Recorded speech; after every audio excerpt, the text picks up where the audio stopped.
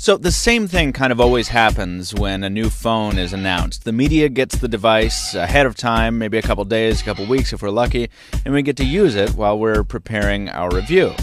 Then the date and time of the press embargo arrives, the embargo lifts, everybody posts their review at once, and it is a giant, big frenzy of activity. There's commenters going nuts and defenders and attackers, and it's just a huge explosion for about a day. And then everything disappears. I mean, sure, there's follow-up coverage and stuff as people find bugs. People have other stuff to say about the devices. They wear them in over the course of a day or so. But really, nobody ever goes back and revisits these devices after that initial blast of review to see how they feel after a couple weeks. So let's do something about it. Let's take a look at another device whose day as the media darling has come and gone.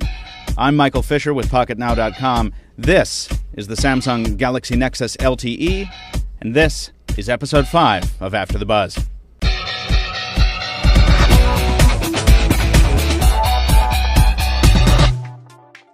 The Verizon version of the Galaxy Nexus, the Galaxy Nexus LTE, was supposed to be my cure for phone hopping. It was supposed to be the phone that, personally, for me, kept me interested for more than a few months.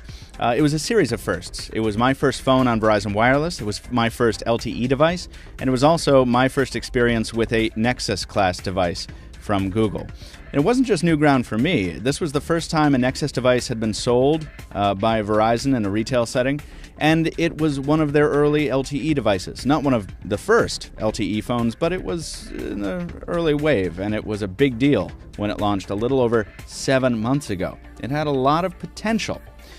So, after over a half year of use, how has it lived up to that potential? Well, there's good and there's bad in the hardware and in the software. Let's take a look at each in order. I've often picked on the Galaxy Nexus when comparing it to other phones because it's never really seemed to me to aspire to anything. It's what I call a handsome device. It's not ugly by any means, but it's not mind-blowing. That said, it has got a lot going for it. I like the teardrop-style design, I like the textured battery door, and I like the ever-so-slight curve of the display glass. I adore its notification LED. All I need to do is glance at the phone, even if it's across the room, to see if I've missed something. And I don't know whether it's just me, but every time I return to the Galaxy Nexus from my time with the review device, I just feel a sense of relief. The device feels wonderful in the hand, with perfect width, and especially with the extended battery door, which thickens it up just a tad. It sits perfectly in the palm. It's a very comfortable device to hold, and it doesn't make me struggle as much when trying to get to the notification drawer as other larger devices like the Galaxy S3, which feels like a much larger device in the hand, even though it's not that much bigger in actuality. And even though it's not winter anymore and I've switched to shorts, it fits just fine in a pocket. The hardened display glass here isn't foolproof. It does, in fact, scratch. I don't use a screen protector, so I've scratched it up in a number of places. The panel itself continues to be a real disappointment as well. I like the deep blacks that the Super AMOLED panel provides, and I like that it's big and it's 720p, but the white reproduction is just awful. It's washed out and gray and ugly. The colors often seem dead, and the panel is quite dim and lacking in color. It's sad. As for the rest of the phone, the plastic casing picks up oil from your hand quite readily, which is annoying.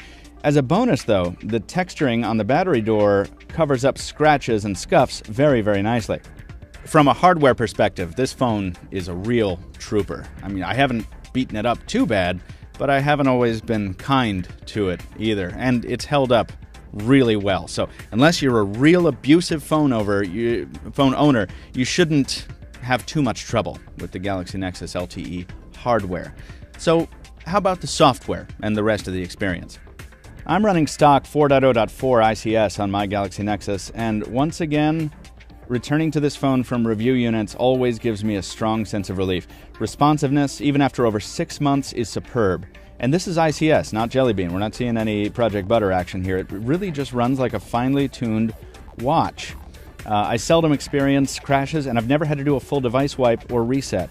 I have plenty of storage, 32 gigs, and I do use it as my primary media player with very, very few problems. But it's not all sunshine and rainbows. It didn't take me long to realize that this phone has some serious shortcomings. Remember how we talked about this being an early LTE device? Well, it takes the Galaxy Nexus forever to connect to the network if you've lost signal. Now, normally that wouldn't be a problem, but I take the subway somewhere almost every day, and we don't have coverage underground here in Boston, so at least once a day I'm waiting, sometimes over a minute, for the device to find the network connection again. That would have been fine in 2001. It's not fine now. Maybe because of all this network stuff, battery life suffers accordingly. There's no way I could make it a full day with the Galaxy Nexus LTE without my trusty spare battery and my power pack. I'll put it this way. I pretty much always leave the apartment the same way. I walk out the door, I walk to a bus stop, I ride the bus to a train station, and then I wait for the train. That takes about 10 to 15 minutes, during the entirety of which I'm on my phone the whole time. Before the train even arrives, every day, that's less than 20 minutes, I'm down below 90%. That's ridiculous. The camera has really fared no better, but everyone knows this already. You don't buy a Galaxy Nexus for its camera. You're going to get okay shots in the daytime or indoors if there's enough light for it, but for dim environments you're not going to be blown away. The shots look slightly better on a computer screen than they will on the phone because of that washed out display, but bottom line, it's still just not a very good camera. By far the most frustrating part of the device, though, has been in the Nexus sense. Nexus phones are supposed to get timely, first-crack updates from Google, the latest version of Android, and Verizon has really, truly botched the entirety of that experience. I've talked about this already in a piece on the site called This Ain't No Nexus Phone, which you should read. And yes, I know, that's the nature of the beast with a CDMA device. But it shouldn't be marketed as a Nexus phone if my update to 4.0.4 is going to arrive months after it does for the non-Verizon Galaxy Nexus. That's a huge messaging failure and a real disservice to anyone buying this phone for the pure Google experience. Still, more than a year and a half after release, the Galaxy Nexus LTE is still a great Android phone with awesome data speeds.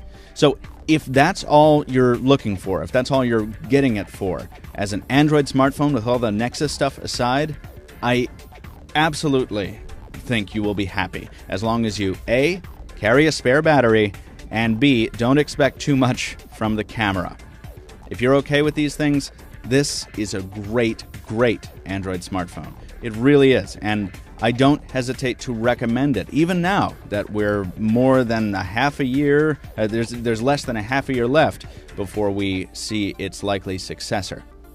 On the other hand, if you're looking for a genuine Nexus device with direct from Google support and timely updates to the latest version of Android, I also don't hesitate to say run. Run as far away from this device as you can. Run to the Google Play Store and get yourself the real Galaxy Nexus, the HSPA unlocked version. It's priced very reasonably, and most importantly, you'll be getting what you paid for, a real Nexus device, which, sorry to say, the Verizon version here is not. Guys, this has been episode 5 of After the Buzz. We hope you liked it. Leave us a thumbs up here. Leave us a comment on the post at pocketnow.com. If you have something to say, we'll try and get back to you there. You can follow us on Twitter at PocketNowTweets. You can follow me on Twitter at Captain2Phones. That's Captain, the number 2 phones. And you should stay tuned for future episodes of After the Buzz and future videos. They're coming soon. Till then, thanks for watching, and we'll see you next time.